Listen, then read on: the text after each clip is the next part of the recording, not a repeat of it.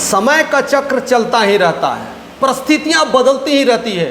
रुकने वाले रुक जाते हैं और बढ़ने वाले बढ़ते ही रह जाते हैं। उसी में एक चेहरा चिराग पासवान है, जिनके जीवन में परिस्थितियां बहुत सारी आई, प्रॉब्लम्स बहुत सारे आए, शिकायतें बहुत सारा हुई, और उन शिकायतों उन प्रॉब्लम्स के बावजूद भी वो बढ़ते ही जा रहे हैं और बढ़ते ही रहेंगे। जिस तरह से उनका लाइफ स्टाइल्स रहा, जिस तरह से वो बढ़ रहे हैं, वो काबिल तारीफ़ है, देखने का है, देखने का चीज़ है कैसे कैसे बढ़ते हैं। और इंसान जब चाह ले, जब एक बार आग लग जाती है, एक बार आग लगाने के लिए भी एक चिंगारी की ज़रूरत पड़ती है, एक दीपक की ज़रूरत है, एक चिराग की ज़रूरत पड़ती है। और चिराग ने अपनी चिराग को जला दिया है, यानी अब प्रज्वलित हो रहा है। और प्रज्वलित होने का निशान है मात्र 3 साल, मात्र 3 साल में वो परिवर्तन दिखने को मिला था।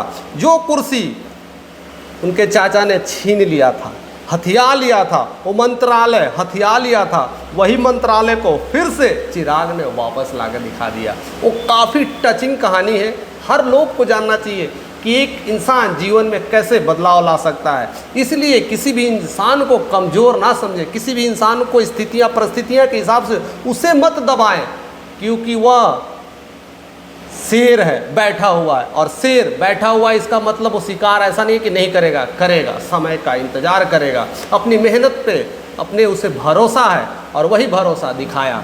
एक समय की बात है, 2021 की बात है, जब चिराग की पार्टी पूरी तरह से ख़त्म हो गई थी, यानी पूरी तरह से लोक जनशक्ति पार्टी पूरी तरह से विध्वंस हो चुकी थी, पूरी तरह से टूट चुकी थी। उनके पिता की मृत्यु के बाद, रामविलास पासवान की मृत्यु के बाद, अब पूरा दमखम उनके चाचा ने हथिया लिया, यानी पशुपतिनाथ ने हथिया लिया, और पार्टी इतनी तरह से बिखरने लगी, अब टूटने लगी। चिराग अकेला पड़ गया। अब उसे सोचने लगा, मैं क्या करूं, अब मेरी मंत्रालय में सब पार्टी बिखर रही है, अब कुछ नहीं होने वाला है। तो उन्हें लगा कि मेरे चाचा ही मेरे सहारा है। अब वो जाते हैं चाचा के घर मनाने, और मनाने जाते हैं तो वहाँ पर घर पे वो आधा घंटा तक उसे इंतज़ार कराया जाता है और कोई दरवाज़ा तक भी नहीं खोलता है। आधे घंटे के बाद उनकी एंट्री होती है घर में, और जब एंट्री होती है तो मालूम चलता है कि चाचा घर पे ही नहीं है, पशुपतिनाथ घर पे ही नहीं है। ऐसी स्थिति, ऐसा टेंशन, ऐसा प्रॉब्लम्स, ऐसी समस्याएं, कोई सुनने वाला नहीं, कोई समझने वाला नहीं। और उधर चाचा ने अपनी पूरी तरह से पार्टी बना ली, मंत्रालय ले लिया। उस समय चिराग के पास केवल अपना सीट था, अपने आप का केवल एक सांसद, खुद सांसद थे, और कोई नहीं था उनके जीवन में, मत इकलौता सांसद। लेकिन समय कहता है, चक्र बदलते रहता है, जीवन चेंज होते रहता है। इंसान को कभी कमज़ोर ना समझे, चीज़ें बदल के रख सकता है। और वह चीज़ें 2024 में दिख गया, और सबने उन्हें मान लिया कि ये चिराग जल गया है, अब ये रुकने वाला नहीं है। और जब जल जाता है, एक चिंगारी ही पूरी साम्राज्य को ख़त्म करने के लिए काफ़ी होता है। और वही चिंगारी जल गई है, और जिस तरह से आग लगी है, देखते ही देखते 1 से 5 साल हो गए हैं। 2024 में केंद्रीय मंत्री के रूप में व्यवस्थित हो चुके हैं, और उनको भी सेम मंत्रालय, जो चाचा का मंत्रालय था, वो मिल जाता है। अब देखिए जीवन कैसे मोड़ लेती है। जैसे ही मंत्रालय मिलता है, मंत्री बनते ही चाचा के रंग बदल जाते हैं।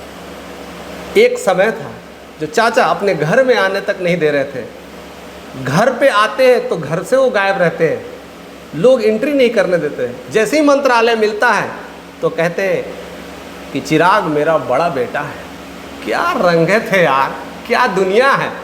मीन्स समझ में नहीं आता है कि दुनिया चाहती क्या है, कैसी कैसी दुनिया हो गई है। तो क्या चिराग जिस तरह से लगा हुआ है, जिस तरह से आग जल गई है, अब आग बहुत तेज बढ़ गई है।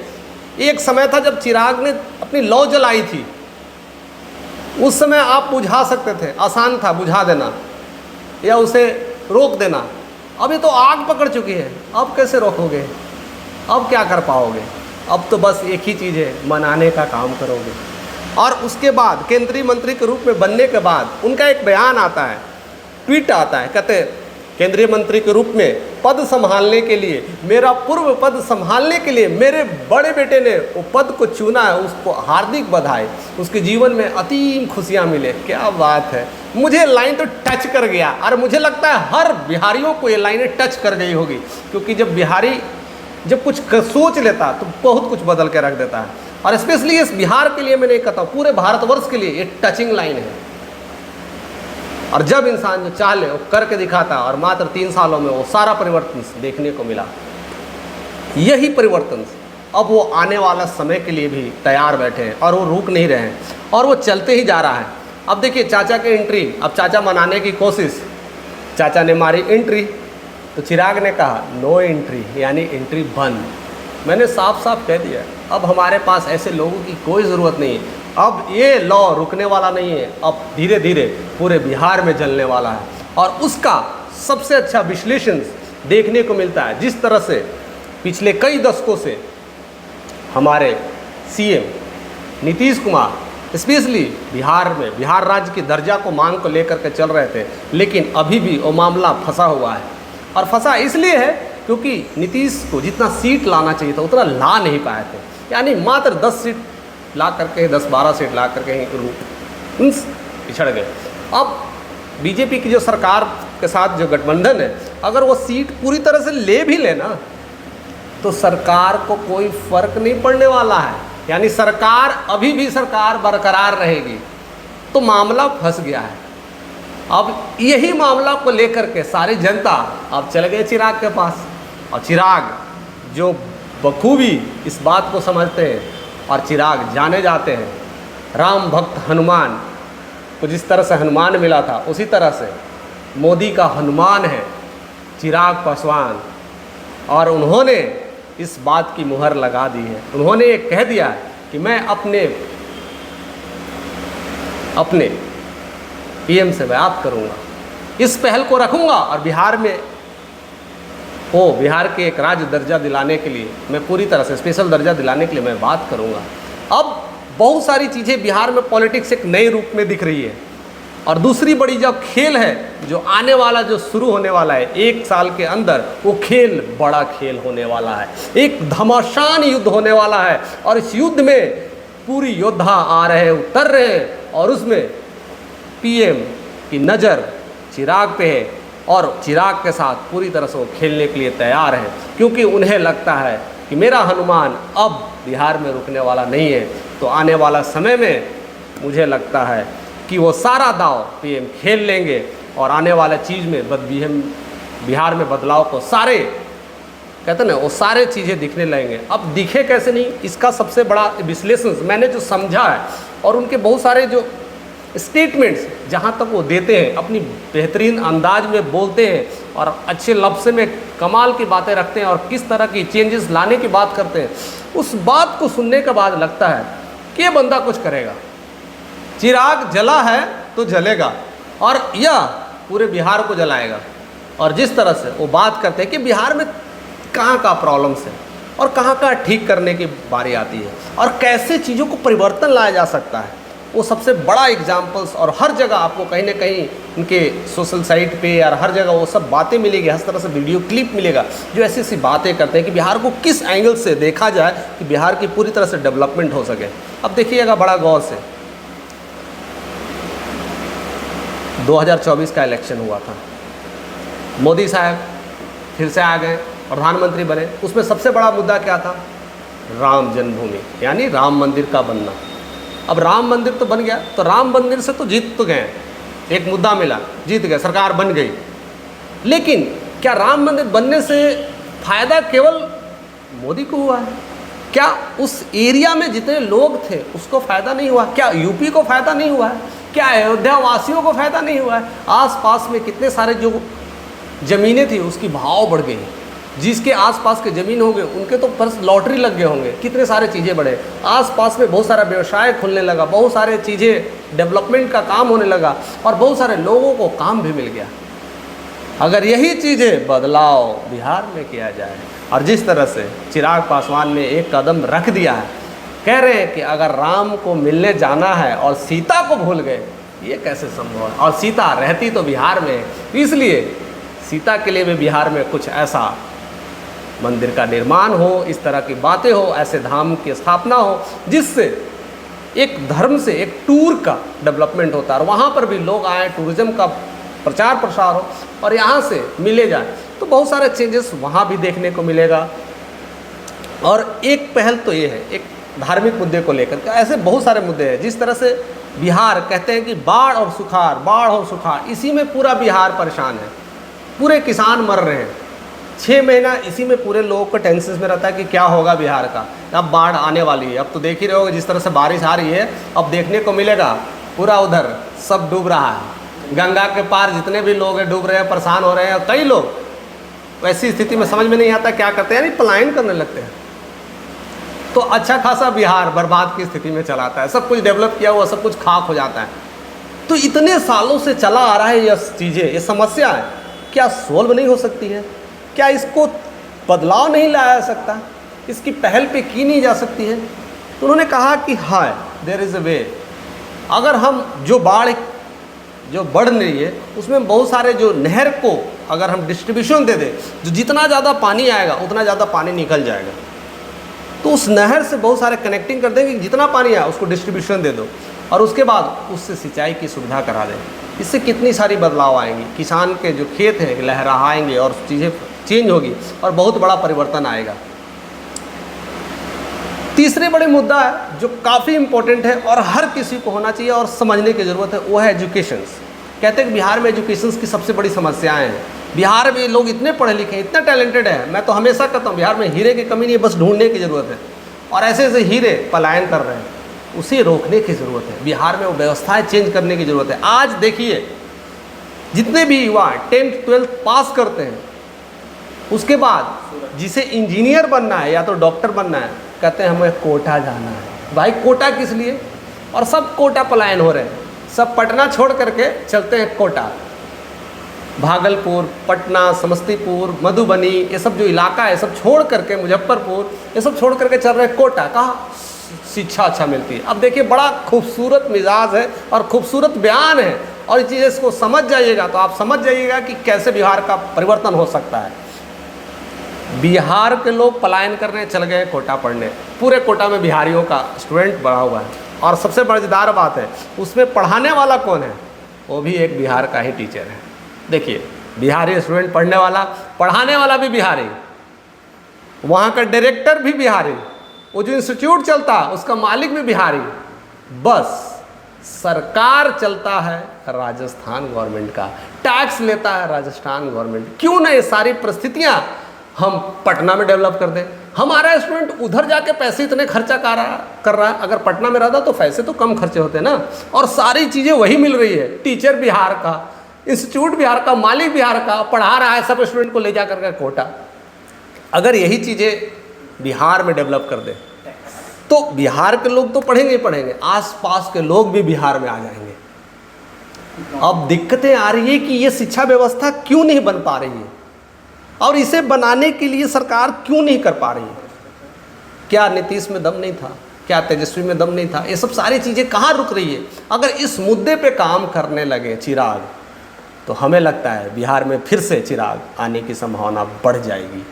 और ऐसे ऐसे मुद्दों को लेकर के बात करें तो मुझे लगता है पूरा यूथ खुश हो जाएगा, पूरे परिवार लोग खुश हो जाएंगे कि हर परिवार के लोग चाहते हैं कि उनके बच्चे शिक्षा लें, दुनिया के हर कोने कोने में जाएं, और वो सारी सुविधाएं अगर बिहार में मिल जाए, उसके आसपास की जन्मभूमि में अगर मिलने लगे, इससे बड़ी बात क्या होगी? और इससे बड़ी पहचान सरकार की क्या होगी अगर जो दे दे। तो यहाँ अगर नहीं दे पा रही है तो कुछ न कुछ लूप होल बना है सरकार में, उस लूप होल को ठीक करने के लिए एक नया योद्धा आना ही चाहिए। और वो योद्धा कौन आ सकता है? उस लूप होल को ठीक कर सकता है, ऐसी शिक्षा व्यवस्था को ला सकता है कि यहाँ के लोग यहीं पढ़ करके पूरी दुनिया में राज करें। ऐसी व्यवस्था लाई जा सकती है, और ऐसे ही हो रहा है कि पूरे बिहार के लोग कोटा जा करके और दुनिया में राज करें, लेकिन बिहार में ही रह करके वो सारी चीज़ें ले आया सकता है। और वो करने वाले कोई अगर है तो जल्दी ही चेहरा बहुत सामने आने वाला है, और जिस तरह की परिस्थितियाँ हैं बदलने वाली है।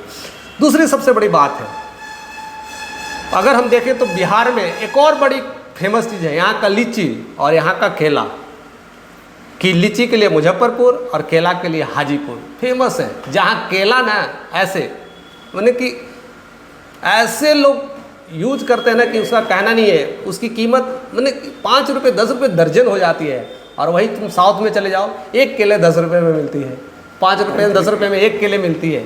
और वहाँ पर केले कोई खाने वाला नहीं है, सड़ जाते, फेंका जाते हैं, और ज़्यादातर ट्रांसपोर्ट हो जाता है, उस ड्यूरेशन में बहुत सारे केले ख़राब हो जाते हैं। और यहाँ से केला जाता है बहुत जगह, बहुत सारे स्टेट्स में, और वहाँ पर कंपनियों में जाती है और वहाँ पर उस केले को तैयार करके चिप्स पैकेट से सब बनते हैं और वही हम लोग फिर खाते हैं।